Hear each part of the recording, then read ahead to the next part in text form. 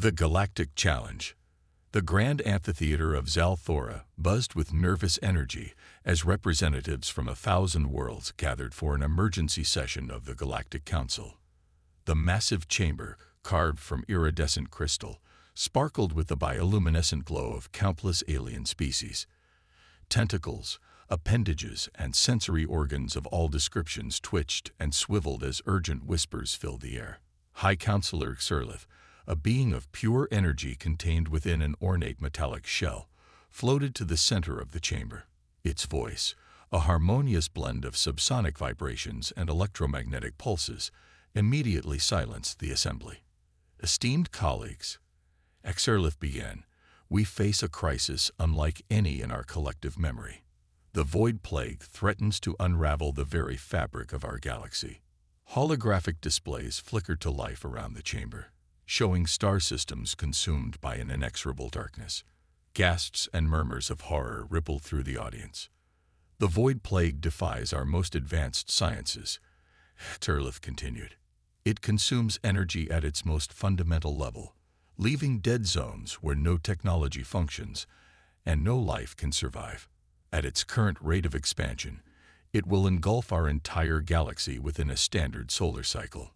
The chamber erupted into chaos as panicked voices clamored for solutions. Xurlith's shell pulsed with calming blue light, gradually restoring order. We have assembled the finest minds from every corner of the galaxy, Xurlith announced. They will present their proposals, and we must choose a course of action swiftly. For hours, the Council listened to increasingly desperate plans, weaponizing black holes, harnessing the power of supernovas, even attempts to fold space-time itself, each proposal more outlandish and dangerous than the last. As the final presentation concluded, a heavy silence fell over the chamber. Hope dwindled with each passing moment. Suddenly, a commotion erupted near one of the lesser entrances. Security drones swarmed toward the disturbance, their warning sirens adding to the chaos. What is the meaning of this? Xurlith demanded, its shell flickering with agitation. A small group of bipedal creatures pushed their way through the crowd, ignoring the threats from the security drones. They looked nothing like the sleek, evolved beings that populated the Council. Their forms were solid, their movements almost clumsy by comparison. One of them, a female with dark skin and curly hair, stepped forward. "We're here to help," she announced in a clear, confident voice. Xurlith's shell pulsed with confusion. "And you are?" "Dr. Aisha Okafor, representing humanity and Earth," she replied, her eyes scanning the alien faces with undisguised fascination. "We couldn't help but overhear your little problem." A wave of indignant murmurs swept through the chamber. Xurlith's voice took on a stern tone. "This is a closed session of the highest security clearance. How did you even gain access to this facility?" Aisha grinned, revealing flat, white teeth. "Oh, we have our ways. But that's not important right now. What matters is that we think we can help with your Void Plague situation." Laughter, or its nearest alien equivalent, echoed through the chamber. Xurlith's shell briefly flashed a deep purple. Your species is barely out of its gravity well. We have no record of any formal contact with Earth." "That's kind of the point," another human chimed in, a stocky male with close-cropped gray hair. "I'm General Marcus Chen. We've been observing your galactic community for some time now, waiting for the right moment to introduce ourselves." Xurlith's shell swirled with a mixture of colors, reflecting its conflicting emotions. "And you believe a galactic crisis is the appropriate time for first contact. Can you think of a better one?" Aisha countered. "Look, we may be new to your galactic stage, but we have a rather unique perspective. We come from what you would classify as a Deathworld, a planet that should, by all rights, have killed us off long ago." The chamber fell silent, all eyes, or equivalent sensory organs, fixed on the small group of humans. Aisha continued, her voice filled with passion. "We've survived ice ages, supervolcanoes, and our own self-destructive tendencies. We've stared into the abyss of our own extinction more times than we can count, and each time We've clawed our way back from the brink. Facing impossible odds isn't just something we do, it's who we are. General Chen stepped forward. We've reviewed the data on your void plague. We think we've spotted something you've all missed, precisely because you're all so. He paused, searching for the right word. Advanced. Hazerlith's shell pulsed with a mix of skepticism and desperate hope. Explain. Aisha pulled out a small device, and a holographic display sprang to life, showing complex equations and models of the void plague's expansion. You've been trying to stop it with pure energy and complex physics, but we think the solution lies in something much more fundamental, the very thing that allowed life to arise on our harsh world in the first place. The humans launched into a rapid-fire explanation, their words overlapping in their excitement. They spoke of primitive chemistry, of catalysts and chain reactions, of fighting entropy with the most basic building blocks of life itself. As they talked, the energy in the chamber shifted. Skepticism gave way to curiosity, then to cautious optimism.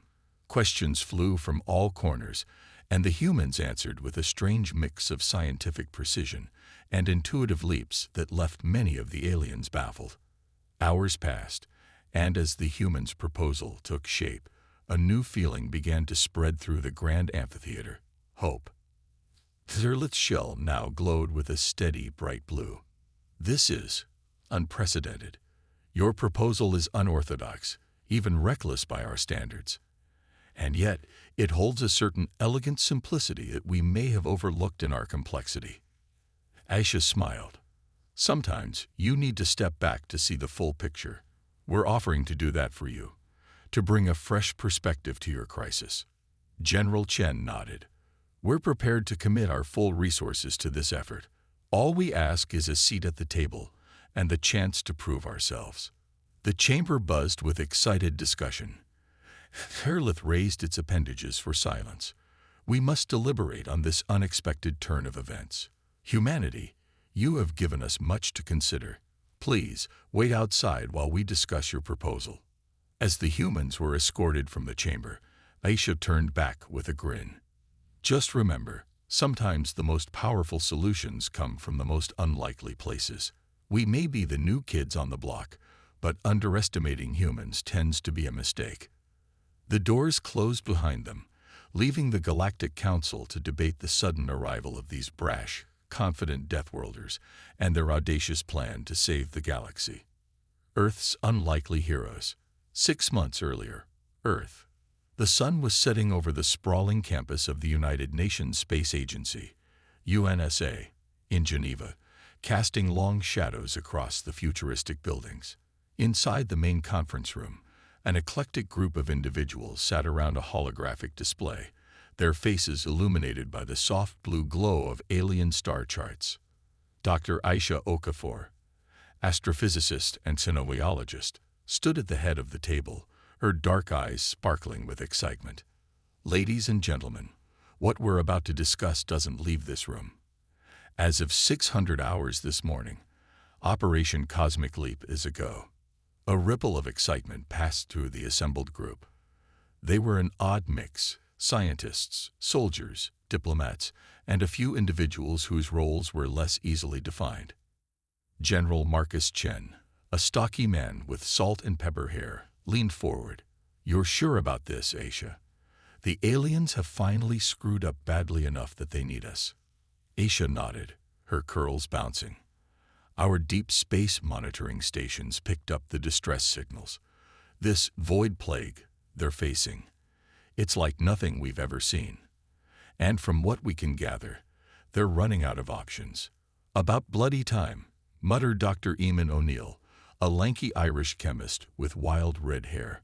We've been sitting on our hands for decades, watching them zoom about the galaxy. Nice to know even super-advanced aliens can paint themselves into a corner. That's why we're here, Aisha said, her voice stern. This isn't about one-upmanship. This is humanity's chance to prove we belong out there, among the stars. The holographic display shifted, showing a three-dimensional model of the galaxy. Red tendrils spread ominously across vast swathes of space. This is the current spread of the void plague. Aisha explained. It's consuming energy at a fundamental level, creating dead zones where no technology functions and life simply stops. Jesus, breathed Maria Vasquez, a compact woman with close-cropped hair and the bearing of a soldier. And they can't stop it. They've tried, General Chen replied. According to our intel, they've thrown everything they have at it. Problem is, they're thinking too big. Superweapons, space-time manipulation, real sci-fi stuff. Eamon snorted. Typical. When all you have is a hammer, everything looks like a nail. But sometimes you need a screwdriver, or in this case, maybe a pipette. Aisha smiled. Exactly. That's where we come in. Earth is classified as a death world by galactic standards. Our very existence is considered something of a miracle. We've evolved to thrive in conditions that would kill most sentient species in the galaxy. So what's the plan? Asked Dr. Yuki Tanaka, a petty Japanese woman whose unassuming appearance belied her status as one of the world's foremost experts in nanotechnology. We fight fire with fire, Aisha said, her eyes gleaming. Or in this case, we fight the void with life itself. The next few hours were a whirlwind of discussion, debate, and planning. Ideas flew back and forth, each member of the team contributing their unique expertise. Eamon proposed using Earth's extremophile bacteria as a starting point, organisms that could survive in the harshest conditions imaginable. Yuki suggested combining this with programmable nanobots, creating a hybrid of organic life and machine that could adapt to the void's energy-draining effects. Maria and General Chen focused on logistics, planning how to transport the team and their equipment across vast interstellar distances without being detected by the galactic community. As dawn broke over Geneva, the outlines of a plan began to take shape. It was audacious, borderline insane, and exactly the kind of thing that humans excelled at. All right, Aisha said, her voice hoarse from hours of talking. We have our mission. Now we need to select our team. The selection process was grueling. Over the next month, candidates from every corner of the globe were evaluated, tested, and pushed to their limits. The final team was a mosaic of humanity's best and brightest. Dr. Aisha Okafor, the team leader whose brilliant mind and indomitable spirit would guide the mission. General Marcus Chen, a tactical genius with decades of experience in impossible situations. Dr. Eamon O'Neill, the mad scientist of the group, whose unconventional thinking could be the key to solving the unsolvable. Dr. Yuki Tanaka, quiet and unassuming, but with an unparalleled mastery of nanotechnology. Maria Vasquez, ex-Special Forces with a knack for improvisation and a never-say-die attitude. Zara Khan, a prodigy in AI and quantum computing, barely out of her teens, but with a mind that could outpace most supercomputers. Diego Suarez, a linguist and cultural expert tasked with helping the team navigate the complex web of alien societies. As the launch date approached, the team trained relentlessly. They studied every scrap of information available on alien technologies and cultures. They ran simulations of every conceivable scenario, and then invented new scenarios to test themselves against. The night before the launch, Aisha found herself standing alone on the roof of the UNSA building, staring up at the stars. The weight of their mission pressed down on her, a mixture of excitement and terror churning in her stomach. Penny for your thoughts. General Chen's voice came from behind her. Aisha smiled without turning around. Just wondering if we're doing the right thing. We're about to gatecrash the galaxy's biggest crisis. Are we helping, or are we going to make things worse?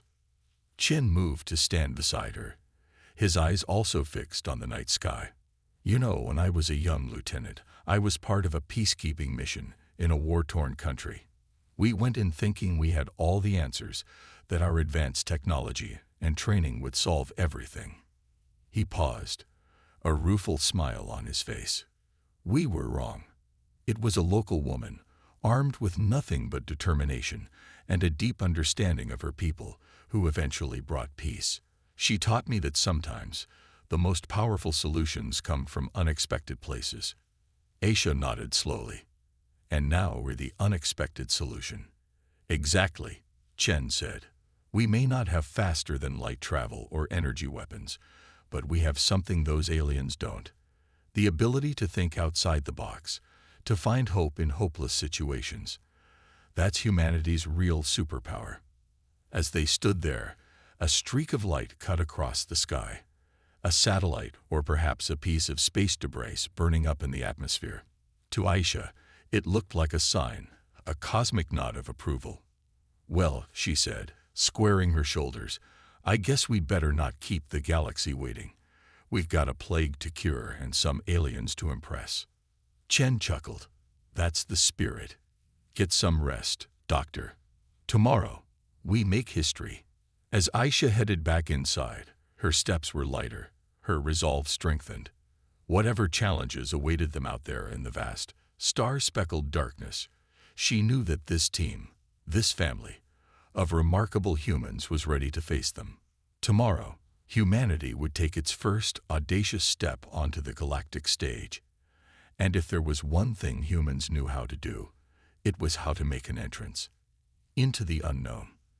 The Starchaser, humanity's first faster-than-light capable ship, slipped through the inky blackness of space like a phantom.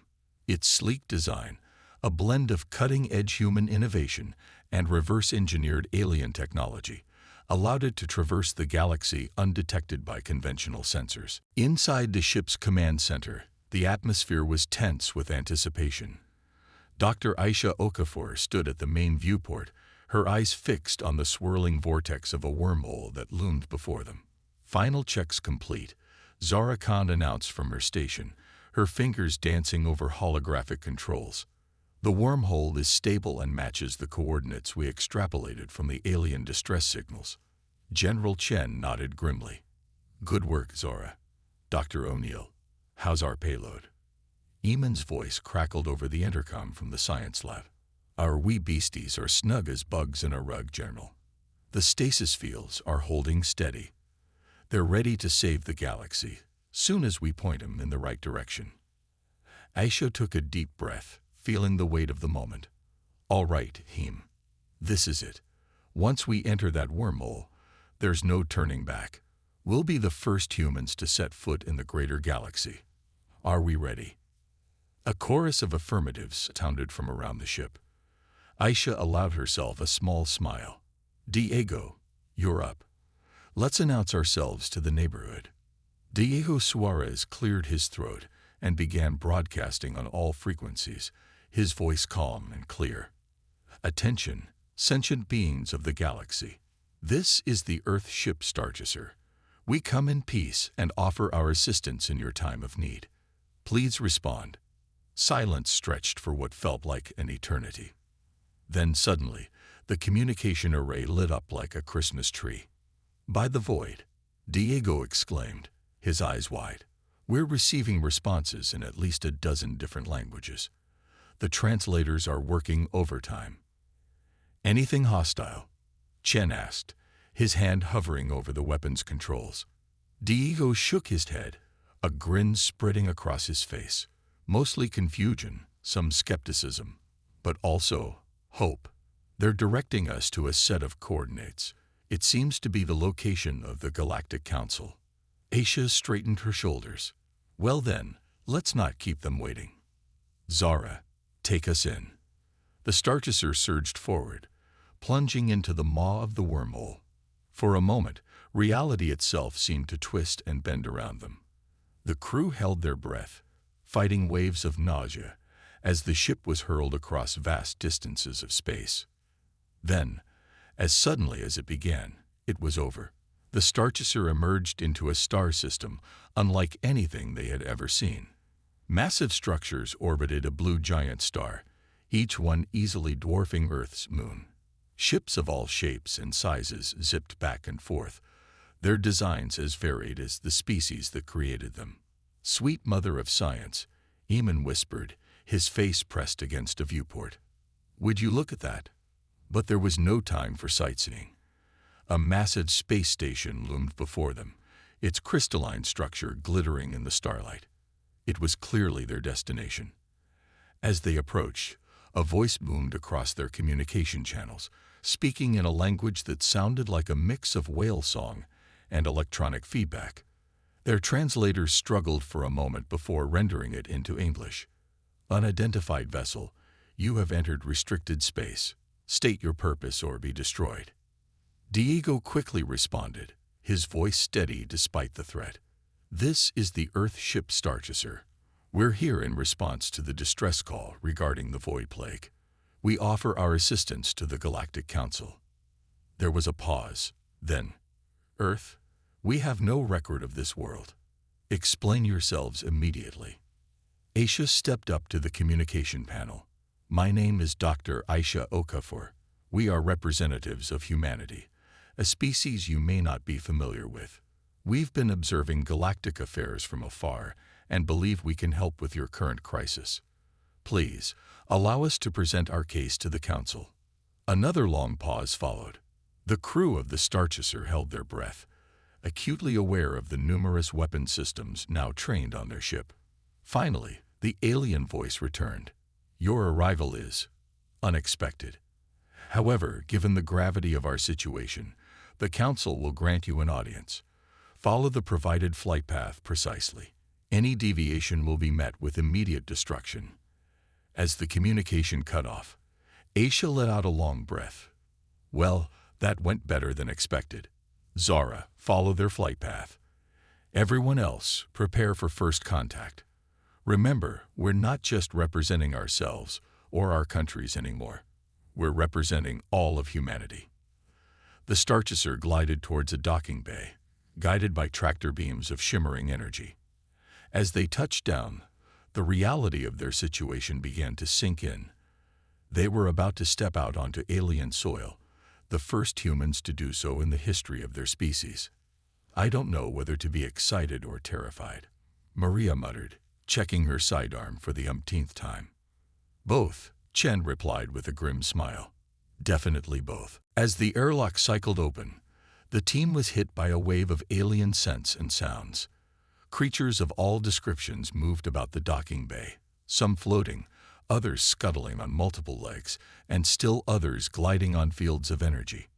A group of tall, willowy beings with iridescent skin approached, their movements fluid and graceful.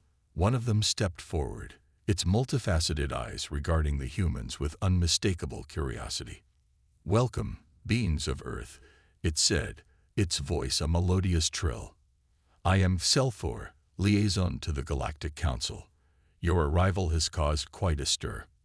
The Council awaits your presentation with great interest." Aisha stepped forward, extending her hand in greeting before remembering that the gesture might not translate. She quickly lowered it, offering a respectful nod instead. "Thank you for your welcome, Excelfor. We're honored to be here and eager to help in any way we can." As Selfor led them through winding corridors of crystal and light, the humans struggled to take in the sheer alienness of their surroundings. Gravity seemed to shift and change as they moved, and beings of energy and gas mingled with creatures of flesh and metal. Finally, they arrived at a massive set of doors that seemed to be made of living, pulsating material. Zelfor turned to them, its expression unreadable. "Beyond these doors lies the grand amphitheater of the Galactic Council. Are you prepared to face the assembled wisdom of 1,000,000 worlds?" Aisha looked at her team, seeing the mix of determination and awe on their faces. She thought of Earth, of all the hopes and dreams they carried with them across the vastness of space. With a deep breath, she nodded. "We're ready." As the doors began to open, bathing them in a light brighter than 1,000 suns, Aisha couldn't help but think that this moment would change the course of human history forever. For better or worse, humanity was about to make its grand entrance onto the galactic stage. And if there was one thing humans knew how to do, it was how to make an entrance. The Deathworlder difference. The grand amphitheater of the Galactic Council was a sight that defied human comprehension. Tiers of seats stretched up and out in impossible geometries, occupied by beings of every conceivable form. Some were recognizably biological, others purely energy, and still others defied classification entirely. At the center of it all stood the human team, feeling very small and very, very far from home. High Counselor Xerlith, its energy form pulsing with a mix of curiosity and skepticism, addressed the assembly. Esteemed colleagues, we face an unprecedented situation. These beings from the planet Earth claim to have a solution to our void plague crisis. We shall hear them out. Aisha stepped forward, her heart pounding but her voice steady. Thank you, High Counselor. Respected members of the Galactic Council, we come before you not as conquerors or supplicants, but as neighbors offering a helping hand. She gestured, and a holographic display sprang to life, showing the spread of the void plague. Your void plague is unlike anything we've encountered, but its pattern of consumption reminds us of something we know all too well: entropy, the gradual decline into disorder that threatens all life. Murmurs rippled through the assembly. Aisha continued, her confidence growing. On Earth, we've faced extinction-level events multiple times. Each time, life found a way to persist, to adapt, to thrive. We believe we can apply this principle to your void plague. Dr. O'Neill stepped up, his wild hair seeming to defy the alien gravity. You've been trying to fight this thing with raw power, yeah. Big weapons, fancy physics. But sometimes, the most powerful forces come in the smallest packages. He produced a vial of swirling, iridescent liquid. This contains a cocktail of Earth's most resilient microorganisms, combined with adaptive nanobots designed by our Dr. Tanaka. We call it Project Phoenix. Yuki took over, her quiet voice carrying unexpected authority. The nanobots are programmed to analyze the void plague's energy-draining effect and adapt our microorganisms to counteract it. In essence, we're fighting entropy with life itself. The council erupted into a cacophony of voices, appendages, and energy fluctuations. Some were intrigued, others outraged at the audacity of these newcomers. A being of pure crystalline structure chimed in, its voice resonating through the chamber. This is preposterous. You expect us to believe that primitive bacteria from a backwater world can solve a crisis that has stumped the greatest minds of the galaxy. General Chen stepped forward, his military bearing a stark contrast to the fluid movements of the alien delegates. With all due respect, that backwater world has produced life forms capable of surviving in the harshest conditions imaginable. Our extremophiles thrive in boiling acid, in the crushing depths of our oceans, even in the vacuum of space. If any life can adapt to your void plague, it's ours. Another alien, a massive gas giant being held in a containment field, rumbled skeptically. And what of the risks?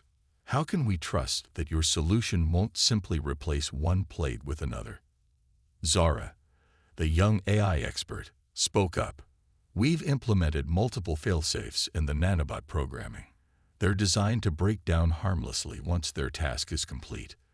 Plus, we've included a kill switch that can be activated at any time. The debate raged on for hours. The human team answered questions, defended their proposal, and even engaged in a few heated arguments. Through it all, they demonstrated a blend of scientific rigor, creative thinking, and sheer stubborn determination that began to win over even the most skeptical council members. As the session stretched into its 10th hour, Aisha noticed something remarkable. The aliens were no longer addressing them with condescension or suspicion. There was a new tone in their voices, respect. Finally, High Counselor Xerlith called for order. We have heard the humans' proposal. It is unorthodox, to say the least. But in the face of our current crisis, perhaps unorthodox is exactly what we need. We will put it to a vote. The next few minutes were tense as the council members communicated in ways the humans could barely perceive.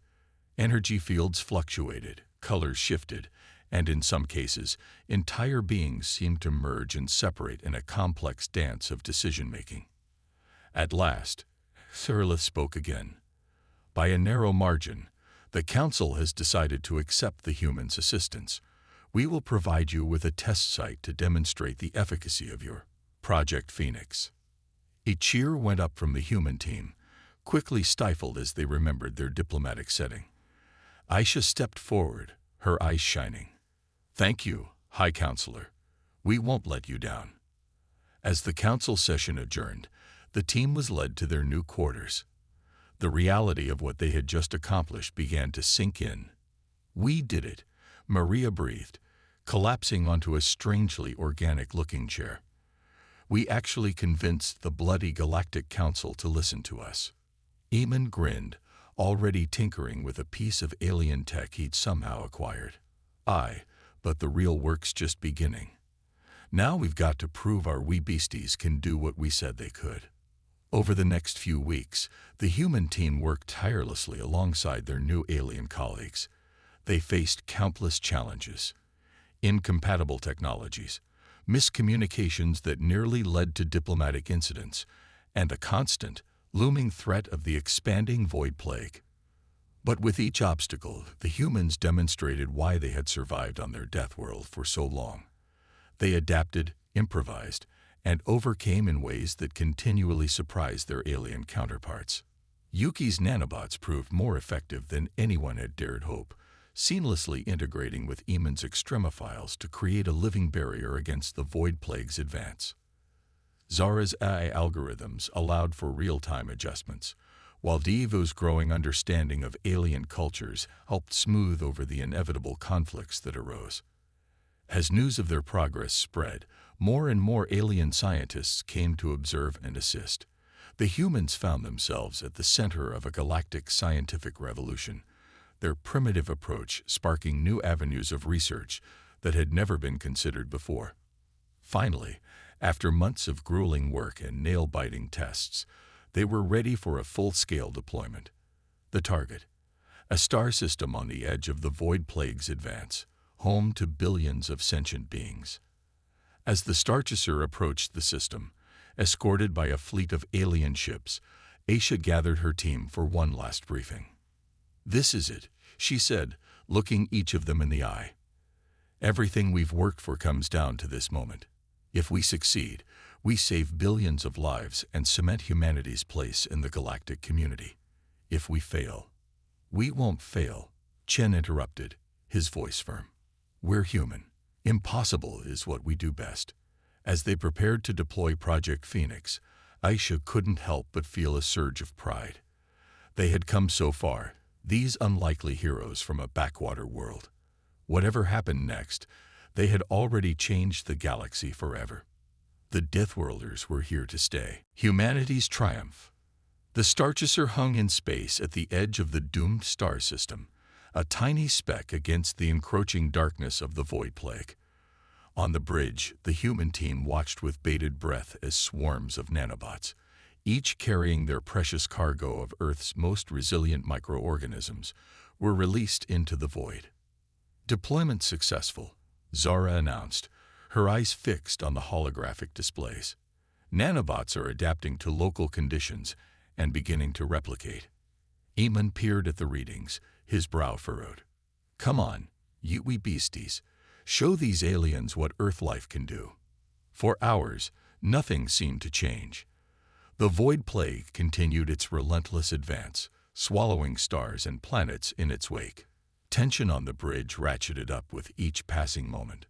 Suddenly, Yuki's console lit up. Energy fluctuations detected at the plague's edge. The nanobots are engaging. All eyes turned to the main view screen. At first, the change was almost imperceptible. A slight shimmer at the border between normal space and the void. Then, gradually, it became more pronounced.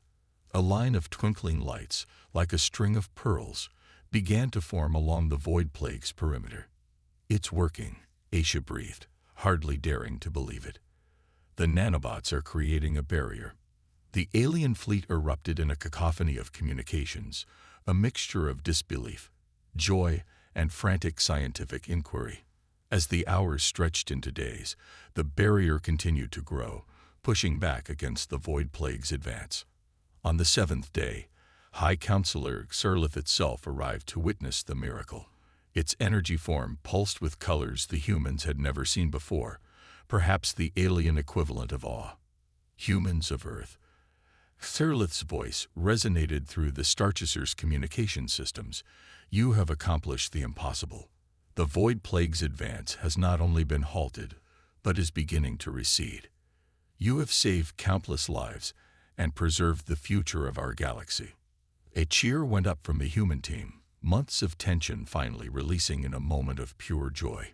They hugged, laughed, and more than a few tears were shed. But their work was far from over. Over the next few months, the human team led efforts to deploy Project Phoenix across the galaxy, reclaiming system after system from the Void Plague's grasp. They worked tirelessly, pushing themselves to the limit and beyond. Their efforts did not go unnoticed.